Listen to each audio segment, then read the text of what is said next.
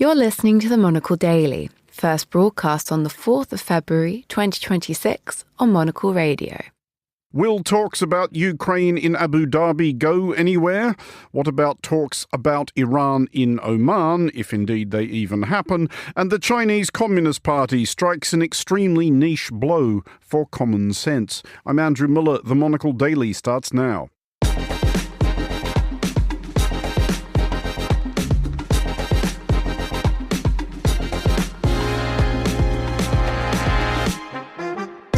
Hello and welcome to the Monocle Daily, coming to you from our studios here at Midori House in London. I'm Andrew Muller. My guests Burcu, Ozcelik and Quentin will discuss the day's big stories, and we'll hear about a new opera inspired by a Japanese artwork which you do know, even if you think you don't. Stay tuned, all that and more coming up right here on the Monocle Daily.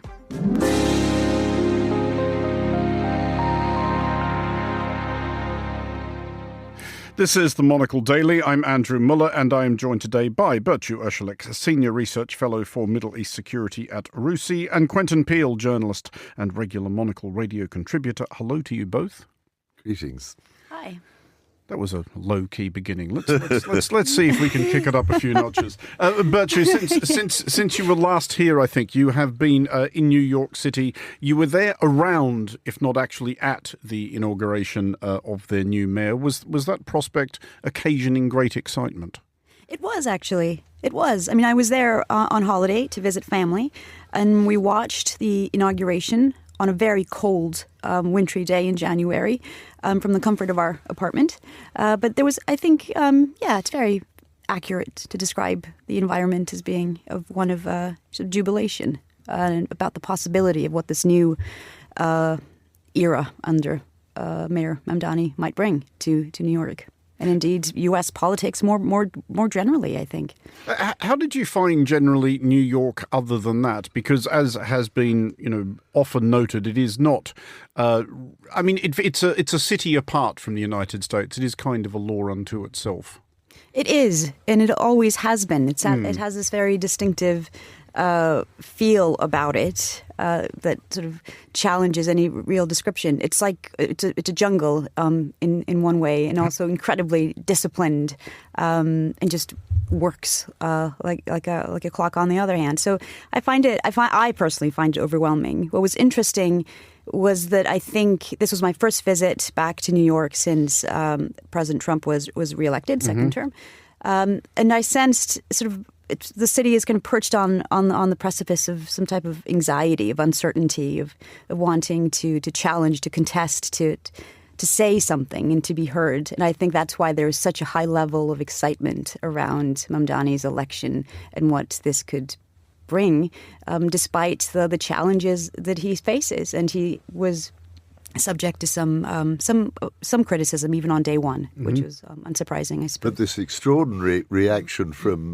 Donald Trump, who suddenly said, "Hey, but he and I get on very well." I mean, you That's really right. do wonder. There was a love fest in the Oval Office. It'd be interesting to see how long that lasts. Quentin, your own imminent travel plans revolve around a much more placid polity, but are you really intending to go back to Ireland again at this time of year? No, I will wait until the sun comes out, Sensible. which some people rumour that it does very occasionally. Maybe Easter. Is there a particular reason for it? This is a family-related thing. It is. My wife comes from Tipperary, and so we go over every year and visit the folks. But also we're trying, of course, to keep our air miles down and not aggravate the problem of climate change, so we're keeping trips short. I thought you were about to say you were going on the ferry, which is that's a crapshoot, the Irish Sea ferry. It is what I usually take, and I don't think it keeps its air miles down. Well, we will start in Abu Dhabi, where a second round of trilateral talks between Ukraine, Russia and the United States has begun. In most previous eras, hidebound as they were by orthodox notions of propriety, protocol and basic common sense, the US might have dispatched an experienced senior diplomat, perchance the Secretary of State. these meetings, the US will be represented by the President's fellow New York property developer Steve Witkoff and the President's son-in-law Jared Kushner. Russia, by way of demonstrating its traditional good faith, fanfared the talks with further widespread airstrikes against Ukraine's energy infrastructure. The minimum forecast temperature in Kyiv today is -20. Quentin, let's start with the usual question, which has been attending most gatherings of this sort these last 4 years or so. Is this going anywhere? It is really difficult to see how peace talks can work if the so-called sort of neutral promoter, i.e. Donald Trump and his team, are actually apparently constantly favouring Mr. Putin and Russia, the aggressor, rather than the smaller country which is defending itself. So they're sort of deeply lopsided right from the word go. And I fear that they still look like that. I mean, it doesn't really change. And what we saw was, a so-called ceasefire leading into these talks, which was supposed to last a week, and in the end was broken after 4 days, with the Russians going back and hammering the power plants in Ukraine yet again, where the temperature, of course, is -20 degrees centigrade. Burcu, the impasse, or one of the impasses, still appears to be this idea that Russia, before it will agree to anything, wants all of the Donbass, despite the fact that it has spent 12 years trying to take it and has failed, and Ukraine being apparently agreeable to a freeze of the conflict along current lines. Is there any stick or carrot at this point which has not previously been tried, which is going to shift either of those positions? I find it very difficult to identify what that might look like. It seems as though Russia is playing for time. The element of time is always essential in negotiations, particularly in the context of a protracted and messy one, multi-sided one such as this one. And I think the Russians are hoping that European deterrence, defense structures run out of patience, that there are no good options left. And it's the old argument of, well, they're not interested anymore. And we've already seen the transformative effect, I think, on the U.S. side. So if that were to translate in terms of what Europe is willing to do and concede and compromise on, that is probably what Russia is sort of holding out for. But I don't see realistically that Ukraine is going to make that type of deep concession on Donbass. That would be a sort of a defeatism to an extent that I think would be seen as unacceptable. I mean, Quentin, do we also run into the issue, and I realise that I am a bit of a stuck record on this one, but why is anybody convinced that Vladimir Putin actually wants this war to stop? Because if the war does stop, of course, he is presented with no end of further difficulties or knock-on difficulties, i.e. trying to explain to the Russian public that we have racked up somewhere in excess of 1 million casualties for really not much more than we had, 4 years ago. And he also has to think of something to do with his military. Yeah, this was a war that was really going nowhere from the start, and yet he's still apparently in denial about that. Having said going nowhere, it is causing the most unutterable degree of suffering, and not just to Ukraine, but also in the loss of life of his own young men, very largely. And, if the casualty rates are like 1 million, that is a huge suffering for the Russians to go through. The extraordinary thing is that where is the backlash within Russia? Is there something grumbling out there where the mothers of Russia will finally stand up and say, look, this is insane? The trouble was, I never believed he'd do it in the first place because I thought it was a stupid thing to do. And yet he has, because he is apparently determined, rather like Donald Trump, to have a legacy of saying he put the empire back together again. I mean, is there, if we're going to get even more cynical about it, Burcu, anything to the idea that just on the quiet, a lot of Europe might be happier with the status quo, i.e. the spectacle of the Russian military being smashed up in the fields of Ukraine, than the Russian army massing off the borders of the Baltic states? The question is, whose interest does the status quo serve? And you can make an argument, as you've done, for many sides, I suppose. For the For Putin, I think, yes, absolutely. It's a question of legacy. It's also a practical question in that this war has preoccupied Europe, the United States certainly, but to a lesser extent, as Trump has made clear that this isn't his war, it's Biden's war, as he described it. And so we're seeing this, and we've seen it across history, but this phenomenon of the sort of frozen conflict. And without a solution in near sight, I think that's the most likely scenario, is some type of status quo management. And Russia has made it very clear, Putin has made it very clear that he is willing to continue to throw money and bodies at this problem because it is, as he describes it, existential. Well, sticking with the theme of peace talks in Gulf nations, to Oman, which is, or perhaps was, but we'll get to that, setting out chairs and fancy coffee mugs in anticipation of delegations from the United States and Iran for talks which may forestall the military action the US has been threatening for some weeks. The talks were supposed to happen in Turkey, but Iran requested the change of venue, apparently to emphasize that it seeks only a continuation of previous talks in Oman restricted to its nuclear program, as opposed to any other subjects, Iran's ballistic missile arsenals, for example, which the US might think interesting.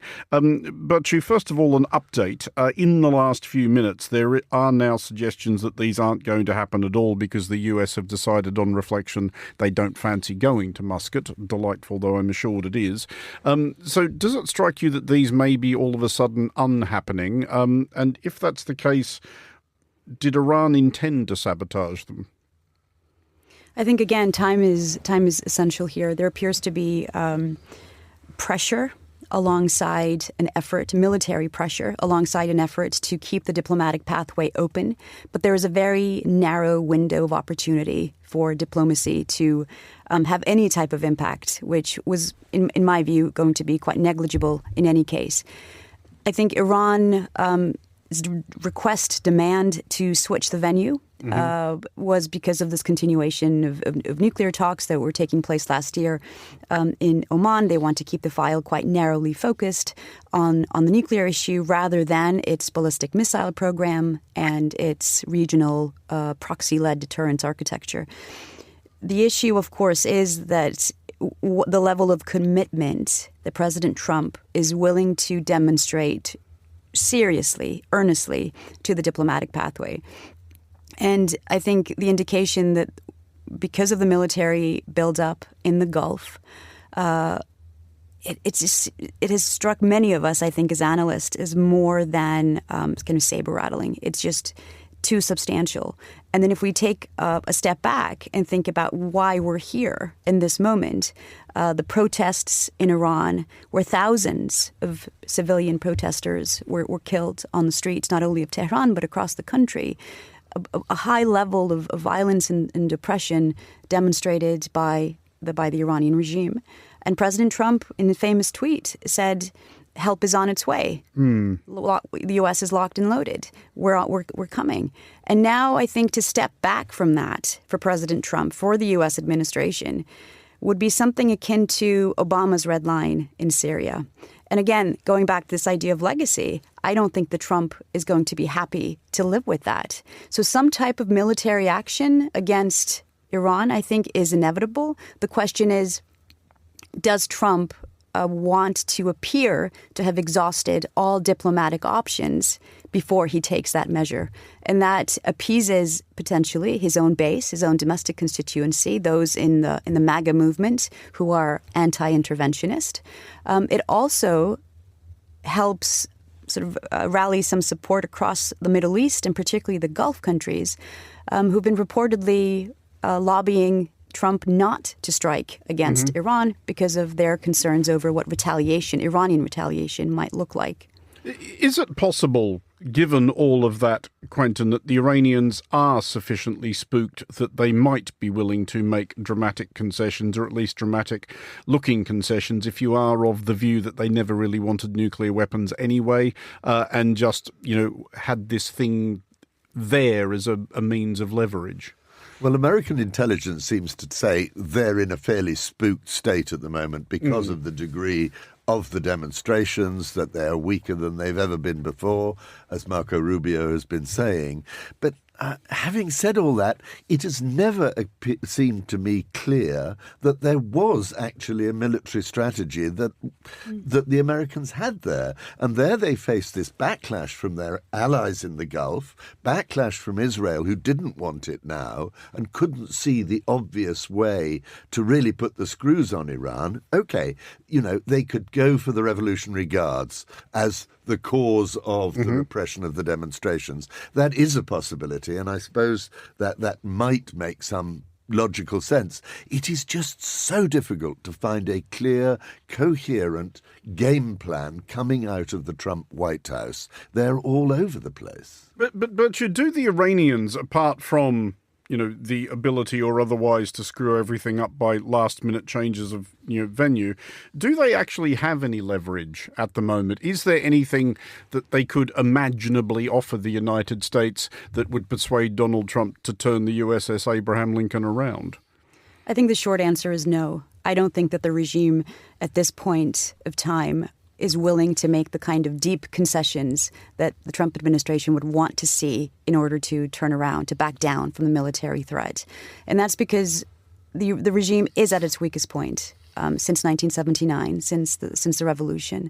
And it sees the current crisis as a continuation of last year's June 12-day war. It's not as a spontaneous outburst that was led by the demonstrations in December, January, but the regime sees itself as under sustained pressure, and it needs to find a way out to reassert deterrence against the United States and across the region. I don't believe that it will be able to come up with a comprehensive package of concessions that will seem agreeable to the United States. I think it's simply too late. I think the sanctions have been crippling on the Iranian economy. Even if President Trump and his team were to say, because I do believe that Trump understands at this point, and military advisors will have demonstrated to him that there is no easy way to resolve the situation in Iran. There is no easy way to topple the regime, and certainly not through airstrikes alone. It's highly complicated. Quentin, just finally on this one, when or if these talks happen, it is fairly obvious that not sitting at the table will be Europe, despite the fact that German Chancellor Friedrich Merz is in the Gulf region this week.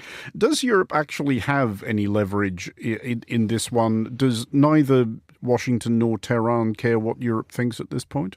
I think, sadly, that is probably the situation, that the Europeans, who were actually critical in getting the original JCPOA deal on Iranian nuclear capacity, are no longer really in that game. But I wanted to just mention one other thing. Do we not take it seriously that Iran can close the Strait of Hormuz really pretty easily and pretty drastically? And who would that benefit? I mean, if a huge, hole in world global oil supplies coming out of the Gulf could be stopped off by Iran pretty damn quickly, who would benefit? The Russians would benefit. The oil price would go zooming up. Is that not something that would actually make Donald Trump stop and think a bit?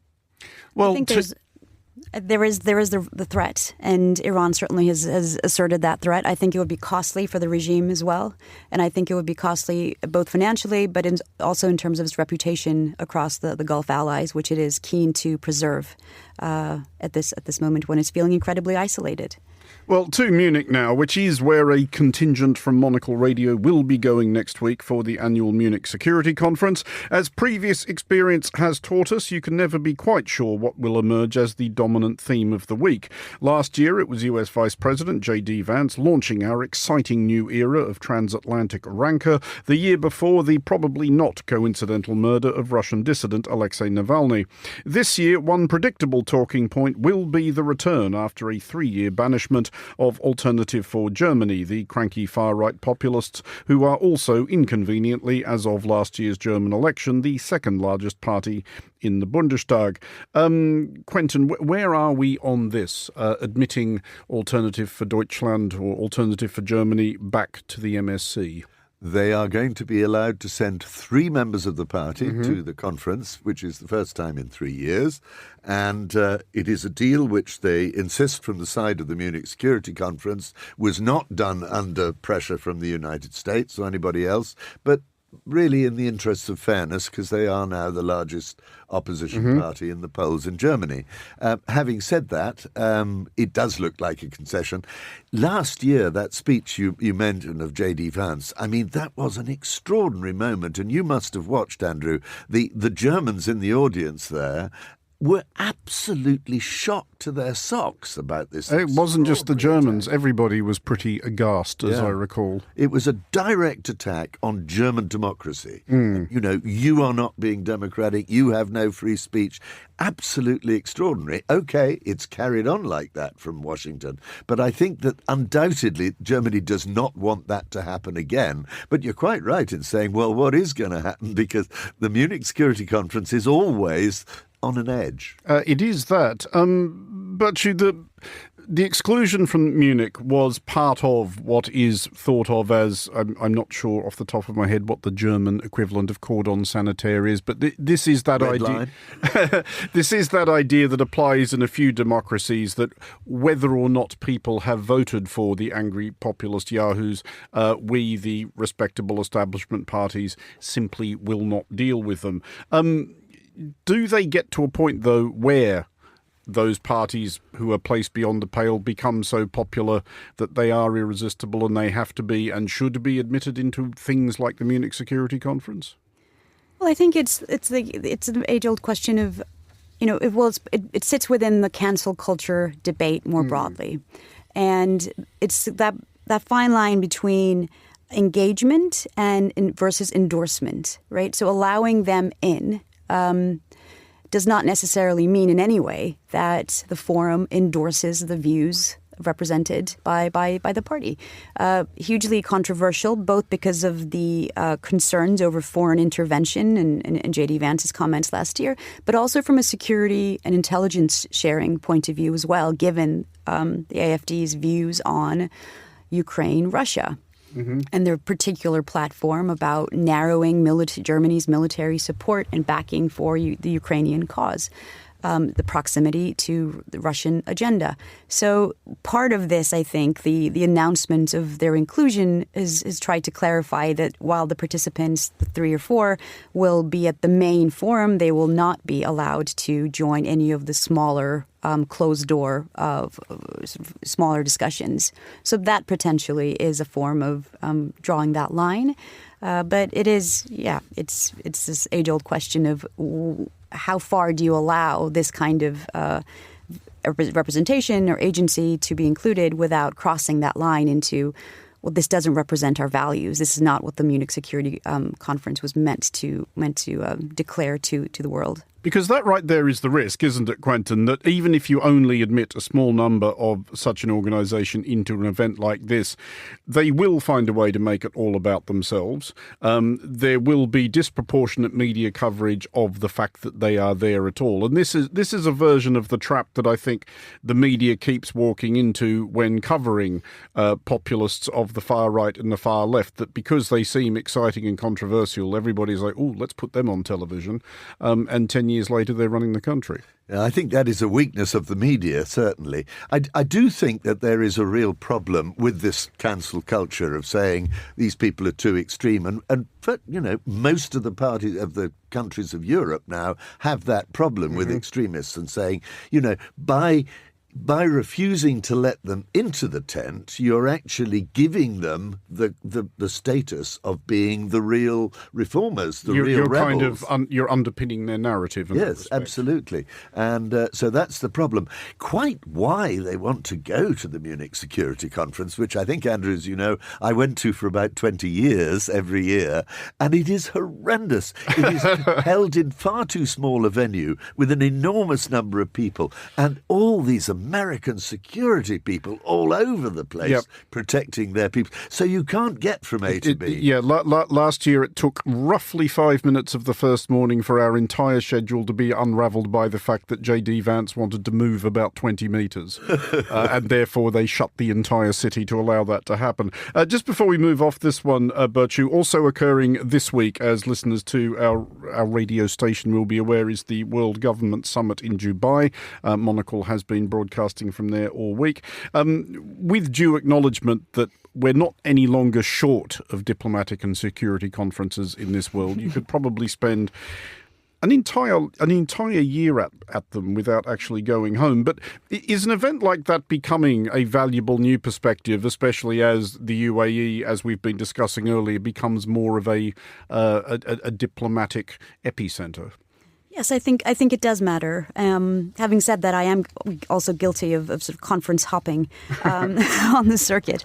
But it's the UAE and the Gulf more broadly, I think, are very clearly, ambitiously trying to become the new center of gravity and part of this narrative of, it's more than a narrative now, but the counter-West, or the thinking about the global order in different terms from the point of view of the global South and those that do not have a seat at the UN Security Council, for example. But what's interesting about these types of conferences, the one now in the UAE, of course, Qatar hosts a number of them as well, is that they tend to not be as value-laden or kind of value-driven as the conferences in the United States and in Europe that represented the post-war international order. So the one now in the UAE sort of focused on innovative governance models, public service delivery, AI, things like this that are not in the digital economy. So not necessarily political or be vulnerable to politicization, I suppose. And it's part of how the Gulf is trying to position itself. But having said that, there is a shortcoming of democracies in the region that are now hosting these types of conferences, and the very deliberate agenda setting around themes of artificial intelligence, technology, and futurism. I think there's a gap there between that, which is apolitical, and democracy, inclusion, representation that other types of conferences, including the Munich Security Conference, was aimed to talk about and to endorse, really.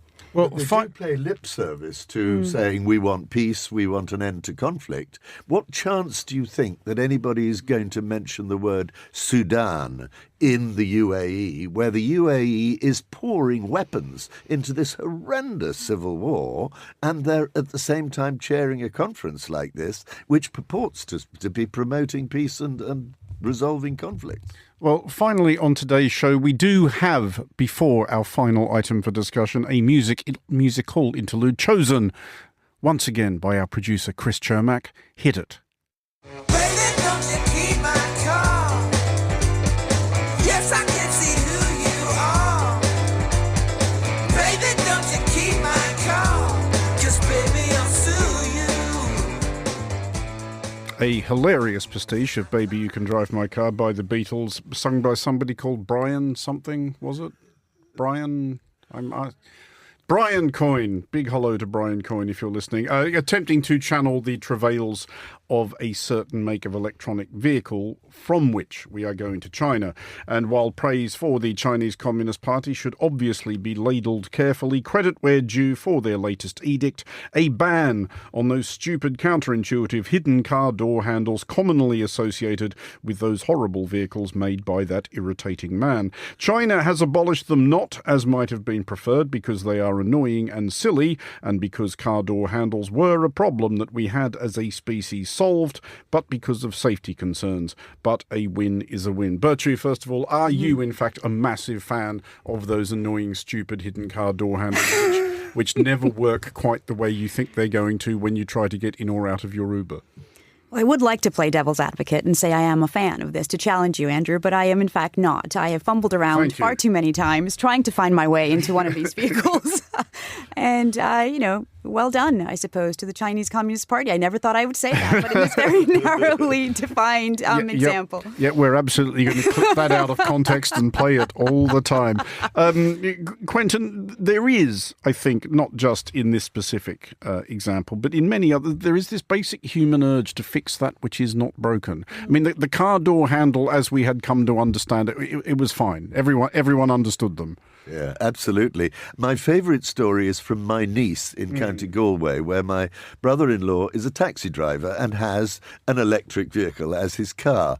And one day I lent them my car, which was a rather more old-fashioned version, and my niece said, Daddy, have you ever seen these wonderful handles?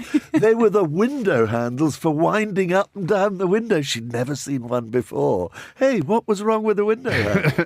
I mean, we just wanted to ask in closing whether either of you had any other pet peeves of this sort, the unnecessary thing, the unnecessary technological development. I may have spoken from this chair before of having to try very, very tactfully to cut short an extremely excited dishwasher installer who was trying to explain to me how the dishwasher could be made to communicate with my phone. And the poor bloke was really, really into this. And I didn't really have it in me to explain to him there are literally no imaginable circumstances in which this would be of interest to me, or I genuinely believe any sane human being.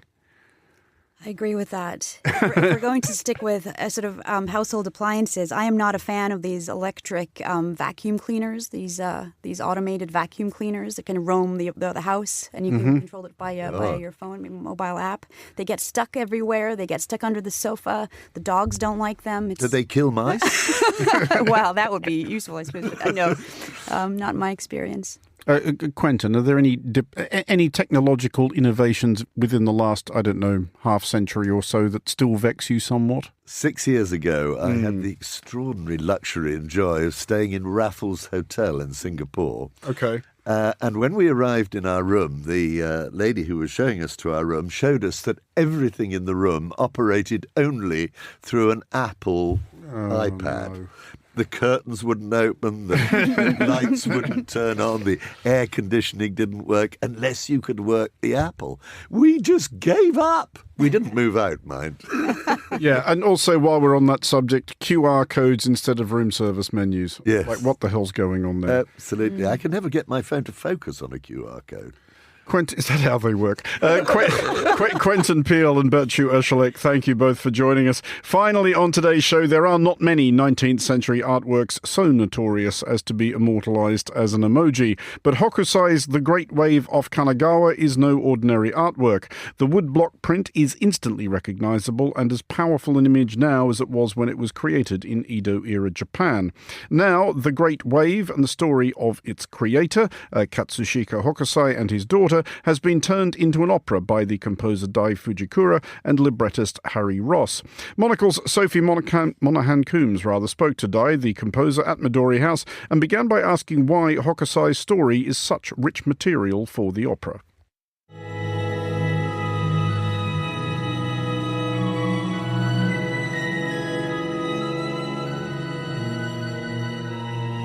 The life of Hokusai, I mean, he had a very dramatic life. To just give you a taste, he was struck by lightning twice. It's crazy, but it's in history. And also he changed his names, how many times? 90 times or something like crazy. He lived until around 90 years old. 90. And around that time in Japan, not many people lived above 60. What really struck me the most, for me, two things, I think. It's one of his manifesto that he has written when he was in his mid-70s. He said that anything he drew before 70 years old, it's meaningless. And only start making sense or something valuable for him work after that. And then he goes on, and then he finishes, I guess, that he was aiming to live until 110 years old. Why? That's the important part for me, is that he wanted to live until 110 to be a true artist.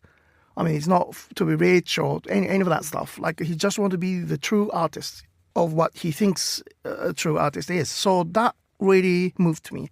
How do you go about transforming a a print and also the life of the artist that made that print into an opera, and the sound is a sort of combination of contemporary opera with some more traditional Japanese elements. And I wonder, how did you go about the composition, and what did that process look like? In this story, for me, it's interesting that Hokusai's most contemporary biography was apparently written 40 years after his death. So that actually means we don't really know how accurate that is. But also, there's a lot of holes. In other words, we don't know so much things. But we know many things, but also we don't know a lot of things. So that was absolutely perfect for me, so that we can really inspired by historical facts, like the lightnings, twice. And then also he had a grandson who always had a gambling debt. So then Hokusai was selling his prints and his art to pay his grandson's debt. That kind of things. Also, that the most important things for us about this story of our opera is that the story between Hokusai and his daughter. His daughter Oi, we don't know when she was born. We don't know when she died. But the interesting part is that she was Hokusai's daughter, and she married to somebody who was an artist, apparently. But she left him to go back to her dad, to work with her dad. Basically, this was like a studio of Hokusai, which in our view, his daughter Oi was pretty much running this studio. So basically, she was also, well, maybe a bit of my imagination, or it's true, I don't know. But I think she was a kind of business person as well as fantastic artist. She was really helping him to running the studio, basically, and then all the financial part, I think.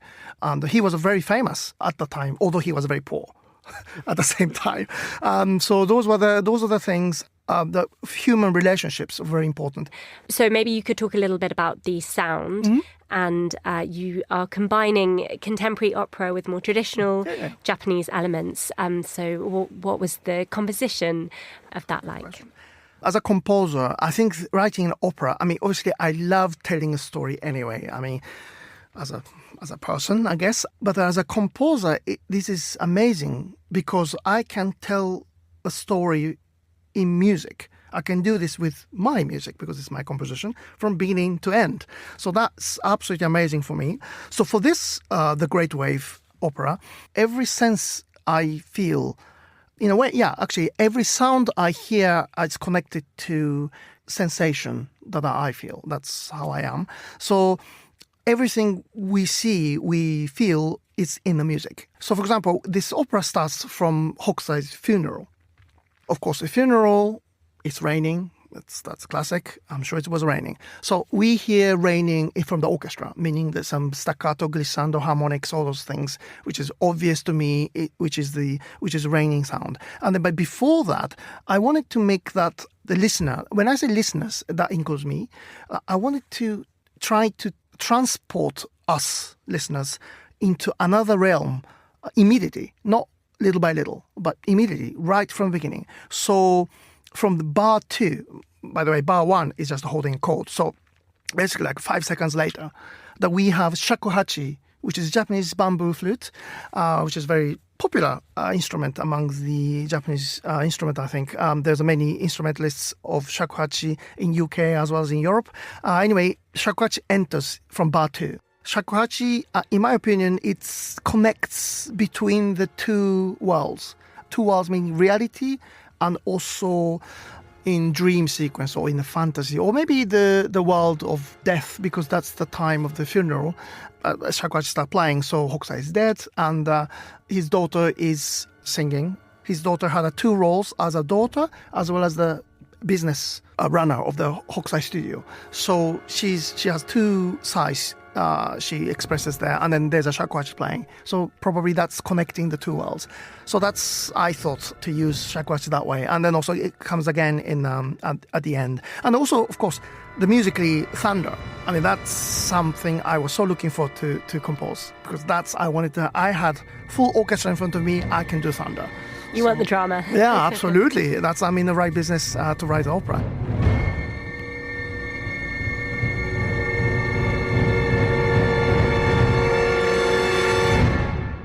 That was Dai Fujikura in conversation with Monocle's Sophie Monaghan-Coombs. The Great Wave is produced by Scottish Opera and is showing later this month in Glasgow and Edinburgh. That's all for this edition of the Monocle Daily. Thanks to our panellists today, Burcu, Ozcelik and Quentin Peel. Today's show was produced by Chris Chermak and researched by Annalise Maynard. Our sound engineer was Lily Austin. I'm Andrew Muller here in London. The Daily is back at the same time tomorrow. Thanks for listening.